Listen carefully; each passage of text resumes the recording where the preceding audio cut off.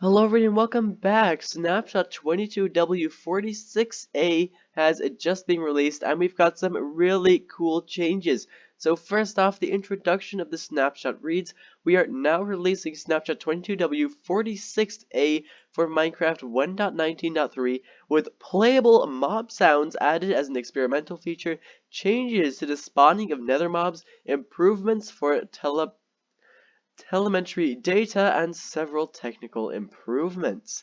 Happy mining. And yes, happy mining for sure. We've got a bunch of amazing things. And let me start off with the playable mob sounds. So the idea is that if you have a note box or a jukebox, something like that, you can place a mob head on top of that, and then you'll actually be able to play the sound that that mob creates.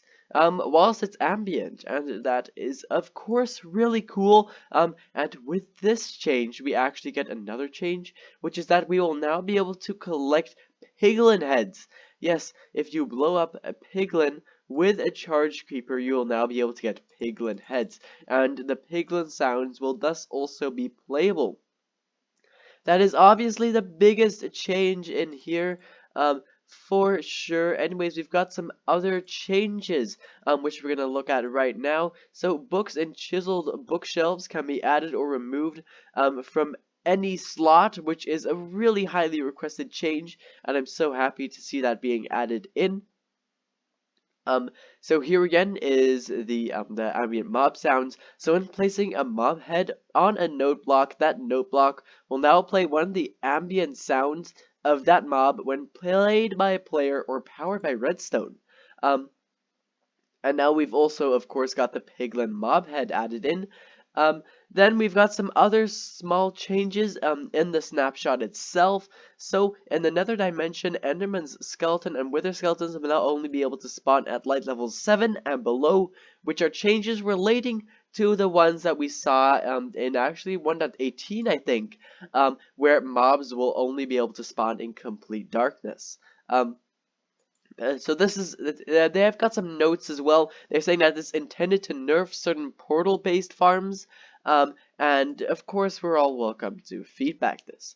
They've added also some new textures for the block of bamboo and block of stripped bamboo, and the bamboo plank texture has been tweaked to match the same tiling pattern as other variants of that block. Lastly, we've got two more creative inventory changes, which we have been seeing a lot of lately, and it seems that it's just getting a bit more smoothed out here. So they've reordered the redstone tab based on feedback, and they've added rails to the tools and utilities tab next to minecarts. Previously, these were in the redstone section. Anyways, then we've got a whole bunch of technical changes. You guys can go check those out yourselves. You can also check out other stuff yourselves in the changelog, which is linked down in the description. Anyways, there is a whole bunch of them. Also, some changes to the commands. You've got one new command, I believe. Anyways, they've also fixed a bunch of bugs. They've fixed about 75, 50 to 75, I believe. I'll tell you guys a few of the more important ones. So text cursors can now no longer exist in multiple fields. Enderman holding powder snow will no longer drop a powder snow bucket when killed. They will just drop the regular powdered snow. Same goes for the candle cakes. The Enderman will now actually also drop the candle and not only the cake. Squids use the new texture when using programmer art. You will now be able to hold the tab key to navigate between buttons quickly in the super flat customization menu. You will now also be able to hold any key to rapidly execute the same functions in the world options, but that only works, that was a bug fix relating to the realms menu. there's like I believe 5 more changes relating to stuff with the tab key and things like that, hotkeys and the menu, all that stuff. Players will now no longer get stuck on the loading terrain screen after switching dimensions whilst dead. And I actually have a friend who he lost a world because of that, because he died whilst falling into a nether portal, and the world just broke. So that's fixed. I wonder if he's gonna be able to play in that world again, or if it just is only gonna work for new worlds. We'll see. Camels are no longer required for the 2x2 achievement. Um, well, they are now. Heads and skulls will no longer be sometimes, occasionally, randomly placed backwards.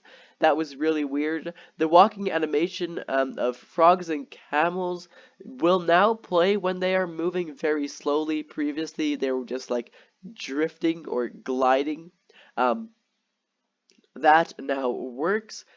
Entities do not sink or fall through snow when it accumulates too much. Villagers and piglins will once again be able to open and close doors in some scenarios, and we've got that the game menu on the pause menu is now once again clickable. And then we've got a few more tiny bug fixes relating to the frog animations. Now that obviously wasn't all of the bug fixes, since we've got quite a few more. Those were the important ones. If you want to check out every single one of them, then head over to the changelog, which I said was linked down in the description. Anyways, if you're watching this earlier, then there's going to be a video out later today on my channel concerning the new Minecraft beta and preview as well. Go ahead and subscribe and hit the bell so you won't miss out on that. I do Snapshot videos and preview videos every week, as well as some other cool content concerning texture packs and things like that. Anyways, thank you ever so much for watching, and I hope to see you again in the next one. Bye bye.